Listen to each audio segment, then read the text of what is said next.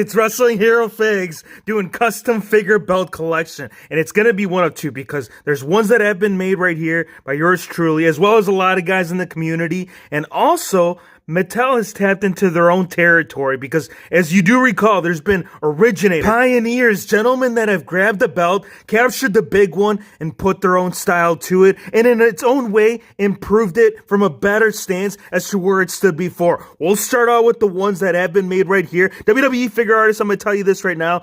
Huge shout out to him because he has actually helped out the channel quite a bit when it comes to all of this, as well as DWO Customs making the Fiend Belt. This one, I don't know how it was going to be made. Like, at first we did take our own attempt with the help of Stage Creator. He sent me the printouts to put on a regular belt, but once this had come in, man, this was a complete replacement of anything that had come before it, and this is just an epic piece. This was consumed by the creator. This one was taken to the next level and just gone into a realm that no other customizer has done before. We got the hurt, we got the heel, we have the man centered in bringing this, potentially my favorite out of all the ones that you will see in this video. There's another one that does hold that title as well, but as we go through the video, it'll make more sense why this one is kind of getting one up on that one. I mean, the eyes, the teeth, this belt is just a true piece of what a customizer, when work and dedication is put behind, this is what comes to be, my friends. This is awesome. Very, very happy to get this. I'm not sure if we will get this.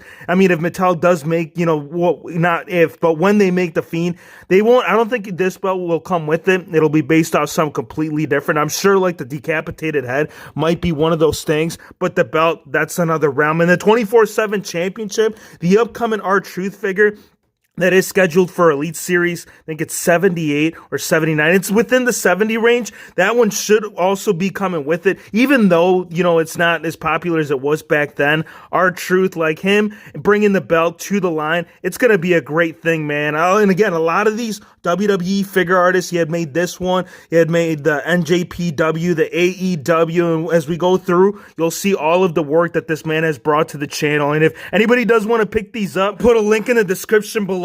And I know you're probably asking me like, dude, you just told me that it's going to be released in the upcoming wave. All these things that have been going on as of late, they're all getting pushed out further. Like, we were supposed to get 77 come June, late May, but now, again, everything, this might even be tapping into 2021 if everything plays out the way that it's been playing out so far. The Intercontinental Championship, this one has just been put up on the channel. If you want to see the full in-depth review of this beautiful gem, you need to go on there because Sami Zayn, he's reflecting it in such a good way. And yes, this one right here, you already know. We already discussed it. It's already been talked about. Go check out all the videos, man. If you are stopping by to the channel for the first time, I can't stress to you what you need to do over here. First, subscribe. Hit the like button. Come join us because where is it? Here it is. Here's the AEW Championship belt that is going to be extremely hard to get a hold of. Like, yes, Chris Jericho, the ringside exclusive, should be including or should have this belt included with it.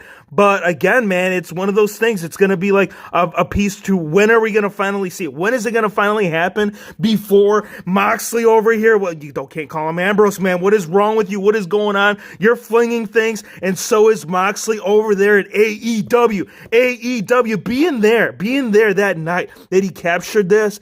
This is just a memory segmented. Like, the man came up. You guys didn't see the video on that, dude. It was epic. He was like 5 feet away from me. He raised the belt in glory right there in the crowd. Forever will it be segmented in my mind. And I still want to show you this one as well, because this is the second round that he did send over. So it's the same thing as the first one, but this one is getting a lot more paint apps. The A, it's colored in. So is the W, and so is the surrounding plates of it all, man. So both of them, I mean, I was very happy to get this one. But again, once an upgraded version of the exact same belt was sent over, I was like, yes, please. Why not? Moxley will appreciate it. How long will he hold it? We don't know. Only time can tell, and only the NJPW champ, that Kenny Omega that we just put up on the channel. Well, actually, I'll show you the Intercontinental as well as the main title. Actually, is it this one? Yes. So we got both versions. We got the Intercontinental of the IWGP Championship as well as the heavyweight, and both of them are such good pieces, man. They're an absolute must, and so is the Universal Championship. HeroFix, why are you showing this one, man? Isn't this the one that Mattel had made? Yes and no.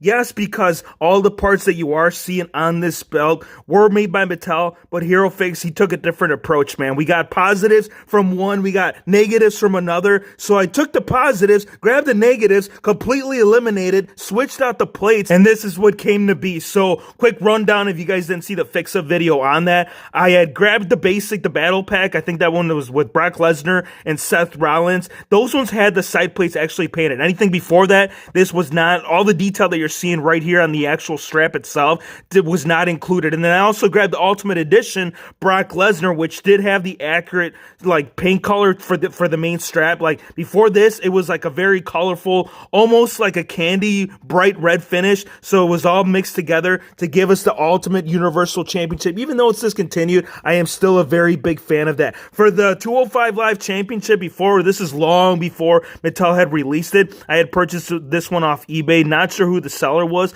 but this is all foam and it's all just basically printed on, and it helped out, man. Like it helped out the channel. It worked out well. And this also applies right here for the Women's Tag Team Championship. And this is crazy. So we've had these belts, I would say, for well over a year.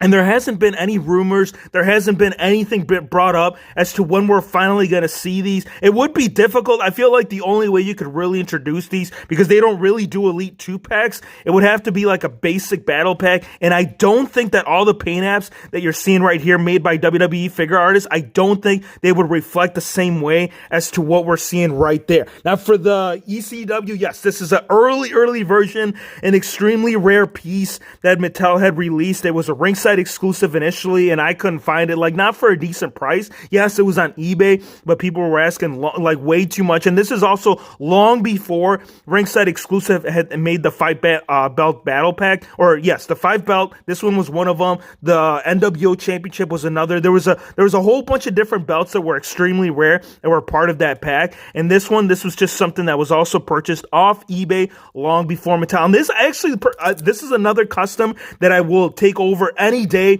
over the actual Mattel release, because this is actual real leather and these are real steel plates. I don't know how some of these people do what they do, but hey, it is something that it's much needed. And so is the Universal Championship. Now, Bray Wyatt, I think it would look really silly if he was to come out with this wrapped around his face like regular Bray Wyatt Firefly Funhouse. Yes, that would work, but as you know, when he makes his entranceway, when he did have the belt, he had it wrapped around his mouth. So this makes more sense to have something like this as opposed to like a bright blue belt that just doesn't tie in with his whole gimmick. And if you are doing something, if you are dominating the game, rightfully so for you to change those belts and make them your own. You know what? This is what we're going to do, man. While we're here, I'm going to go ahead. I'm going to put them in front of you because you need to represent what the custom game is all about. Hero Fix, I can't necessarily that this is a proud moment in my time, but it worked for the time being. For the women's division for Raw as well as SmackDown, this is just something that was put together real quick on my behalf just to hold me off until Mattel giving us the actual piece. And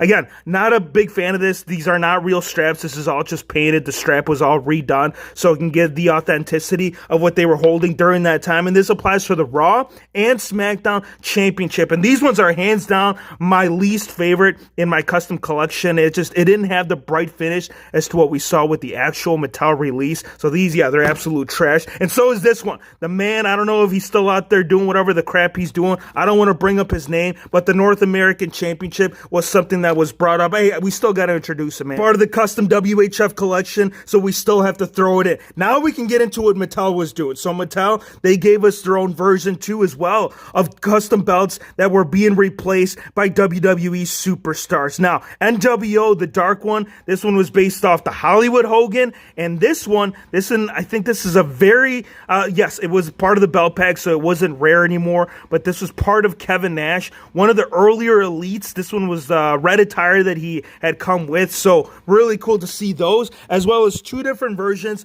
of the WWE Championship. One that was held by John Cena, which this was the revamp, this was all done. He was the first one to kind of bring it all up. I mean, this was his style, man. He was part of the Chain Gang. He was very blingy during that time, so this kind of made sense. And now when Edge captured it, this is cool. I mean, yes, it's not going to work with like a current custom Edge, but damn, damn, did that belt look good wrapped around his shoulder, his waist, however you wanted to display it, man. That belt always worked for me. Which one was my favorite out of the two? I don't know. It's just a big toss-up. It all depends on what you prefer. Do you like the WWE logo, or do you like the Rated R Championship? Now, these two, yes, we already covered these two, and we're getting down to the nitty-gritty, the Internet Championship. Zack Ryder, woo, woo, woo, back when he was doing the YouTube channel, not the Major Wrestling Figure Podcast. This is long before that had all started. This was the origin, man, of him going out there on the internet and just getting all his broskies behind it. I mean, you can see the spiked hair, the bandana going across,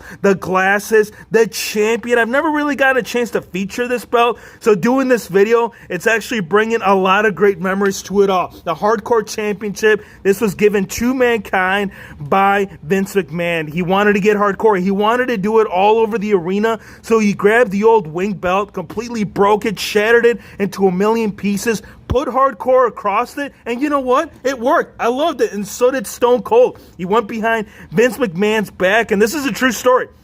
Vince McMahon, he didn't know that Stone Cold was doing his own style. Like, once he was holding it for a good while and he had gotten the crowd behind him, this is what came to fruition, man. And so did this video. I mean, check this out, man. Look at all these greatness. You know, there's going to be a lot more, assuming that they allow talent to do what they're doing. Like, for example, with The Fiend, assuming he gets past this whole thing with John Cena. We'll see a lot more stuff like this. I want to hear what your favorite custom belt is. It don't matter if it was made by Mattel, if it was made by WWE figure artists. Just give me your favorite belt that has been introduced in history in WWE. I want to thank you guys for watching. Be sure to hit the subscribe button if you're new to the channel, and we'll see you on the next one.